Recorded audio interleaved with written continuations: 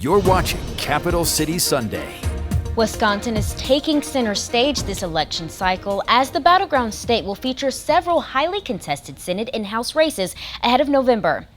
A heated matchup between Republican businessman Eric Hovde and Democratic incumbent Senator Tammy Baldwin for Wisconsin's U.S. Senate race. The race for Congressional District 3 between freshman Congressman Derek Van Orden and Rebecca Cook, and the state's only open seat race in the comfortably Republican-leaning 8th Congressional District to succeed former Congressman Mike Gallagher. All of Wisconsin's House members are up for re-election this year, including Democratic Representative Mark Pocan of District 2. He faces off against Republican challenger Eric Olsen. In November of 2022, Pocan defeated Olsen with about 71% of the vote. Pocan has represented the district since 2013, replacing Democrat Tammy Baldwin. Pocan joins me now to highlight the focus of his campaign with less than 50 days until the election. Joining me on the show this morning is Wisconsin Congressman Mark Pocan for the 2nd Congressional District. Congressman Pocan, thank you so much for being here this morning. Well, thanks for having me. Appreciate it.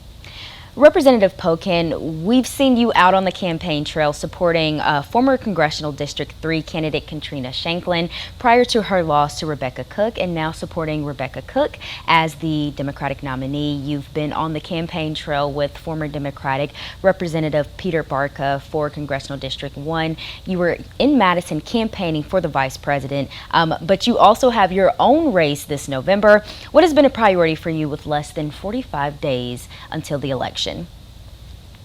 Just making sure that we win across the board in Wisconsin on November 5th. We're a very consequential state. Whoever wins Wisconsin is likely the next president of the United States. Whoever wins the Senate race probably determines the Senate majority.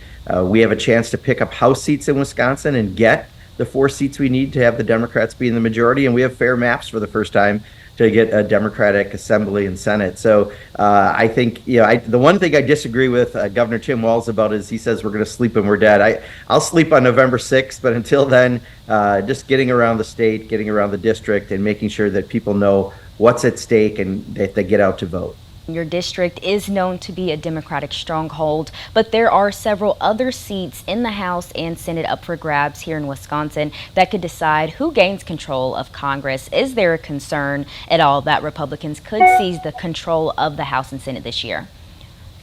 I think the Republicans are definitely in trouble in the House in particular because of the seats that are up, and because the year, with Kamala Harris on the ticket, we've seen a real surge of interest in the Democratic Party and in the races for November. And in Wisconsin, we have a very weak incumbent in Derek Van Orden, who I think has seen that, he kind of acts like he's better than his constituents. He won't do town halls. He won't debate his opponent. And I think that's really going to backfire come November. They want someone who's going to be in touch with them like Ron Kind was when he was a member. I think Becca Cook can do that. And that's an exciting race down in the 1st District. Brian Stiles never really had an opponent. Peter Barca is an extremely strong opponent, used to be a member of Congress.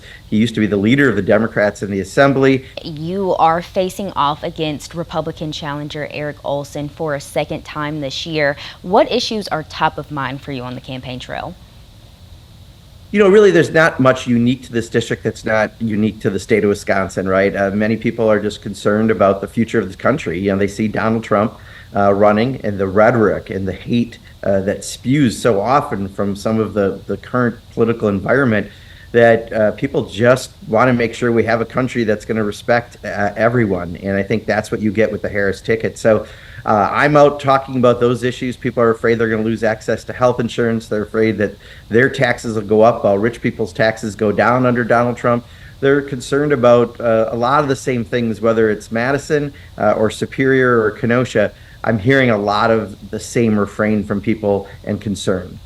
On the issue of immigration, this has been a top issue for Republicans this cycle, including for former President Donald Trump. The bipartisan border deal stalled in the House and Senate earlier this year. Is there a path forward on this issue? Absolutely, but Donald Trump has to allow it. And since Donald Trump wouldn't allow the bipartisan agreement to go through the Senate, the House and Senate Republicans dropped it. And that's why we don't have more protections at the borders and more staffing at the borders and things that we need to accomplish this. So I think, the American people are way smarter than Republican politicians. They had an opportunity to do something working with Democrats. They chose instead to have what they think is a campaign issue. But, their unfortunate, denial of moving forward with any kind of legislation just to continue to use this, I think is going to really backfire because people see this as a very disingenuous move by the Republican Party. Congressman Pocan, you were among the 206 Democrats and 14 Republicans that voted to reject House Speaker Mike Johnson's SAVE Act to avoid a government shutdown on September 30th. That measure included provisions that would have required proof of citizenship to register to vote in federal elections, which most Democrats did not agree with. Why did you choose to vote no on that proposal? Well, it's not that we didn't agree with it, it's the law. So it was just a stupid proposal along with a whole bunch of stupid proposals by Republicans because they can't get votes to pass bills. They can't govern.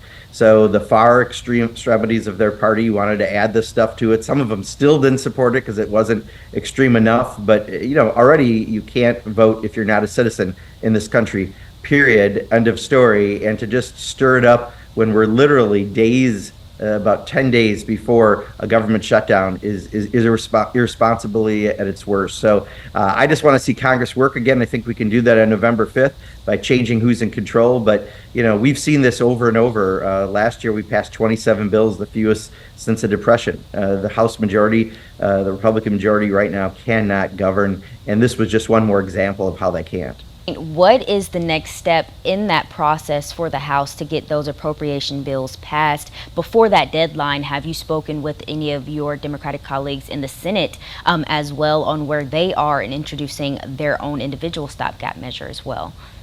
Yeah, the good news is the Senate Democrats, Senate Republicans, House Democrats behind the scenes are all talking. So the adults are sitting at the adult table and the kid table still has the House Republicans doing whatever they're doing to try to one up each other. There's a whole bunch going on in that political dynamic. I think in the next week we will get this done.